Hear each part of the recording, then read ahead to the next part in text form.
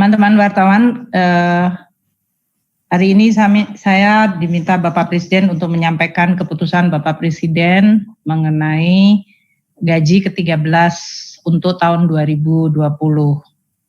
Seperti diketahui bahwa gaji ke-13 itu sudah dianggarkan di dalam APBN tahun anggaran 2020 dan itu ada di dalam Undang-Undang APBN.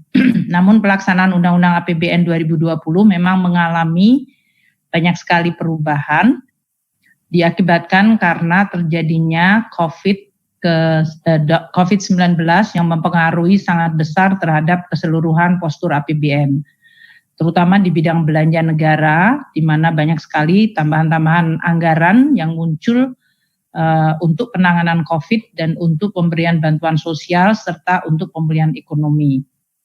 Sehingga pemerintah akan terus melakukan pengelolaan di dalam APBN agar betul-betul memang fokus bisa menangani COVID dan dampak-dampaknya terhadap sosial maupun ekonomi.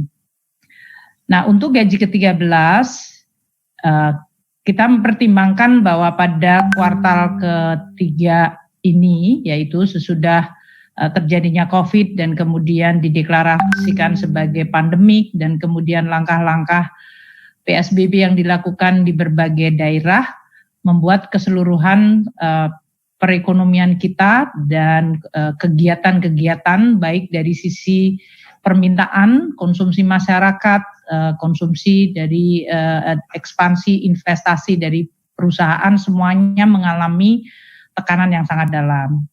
Pemerintah menganggap bahwa pelaksanaan untuk gaji ke-13 sama seperti THR bisa dilakukan untuk bisa menjadi bagian dari stimulus ekonomi atau mendukung kemampuan dari masyarakat di dalam melaksanakan kegiatan-kegiatannya, terutama ini dikaitkan dengan tahun ajaran baru dan juga dalam kondisi di mana COVID mungkin meningkatkan beberapa belanja yang dilakukan oleh ASN, TNI, Polri, dan pensiunan. Sehingga pembayaran gaji ke-13 ini sekarang dilaksanakan sebagai bagian dari stimulus perekonomian kita. Nah, untuk kebijakan gaji dan pensiun ke-13 ini, kami melaksanakan dengan memperhatikan kebijakan THR yang sudah dilakukan pada bulan Mei yang lalu, yaitu tidak diberikan kepada pejabat negara, pejabat eselon 1 dan pejabat eselon 2 dan pejabat setingkat mereka. Namun, gaji dan pensiun ke-13 diberikan kepada seluruh ASN, TNI, Polri yang berada di tidak masuk dalam kategori tadi pejabat negara eselon 1, eselon 2 dan pejabat setingkatnya. Anggaran yang disiapkan untuk pelaksanaan pembayaran gaji ke-13 ini adalah sebesar 28,5 triliun rupiah yang terdiri dari untuk APBN, ASN, untuk gaji dan tunjangan yang melekat pada gaji. Untuk ASN pusat adalah 6,73 triliun rupiah.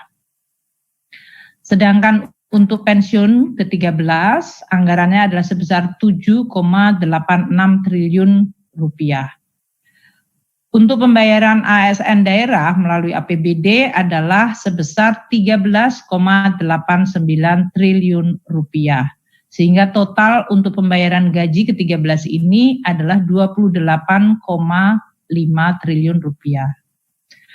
Pembayaran gaji ke-13 akan direncanakan dilakukan pada bulan Agustus 2020 dan untuk pelaksanaan ini kita akan segera mengeluarkan revisi dari regulasi-regulasi yang ada.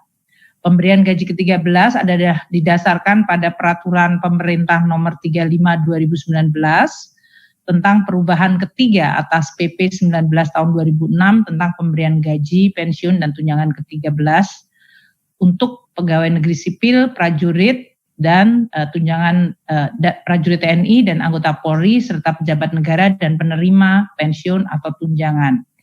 Dan PP nomor 38 2019 tentang perubahan atas PP 24 tahun 2017 yaitu tentang pemberian penghasilan ke-13 untuk pimpinan dan pegawai non-PNS pada lembaga non-struktural. Oleh karena itu, pelaksanaan kebijakan gaji ke-13 2020 akan dilakukan dengan melakukan pengubahan pada kedua PP tersebut. Diakibatkan karena tadi yang menerima untuk tunjangan gaji ke-13 adalah mereka yang di bawah level pejabat negara eselon 1, eselon 2 dan pejabat yang setingkatnya.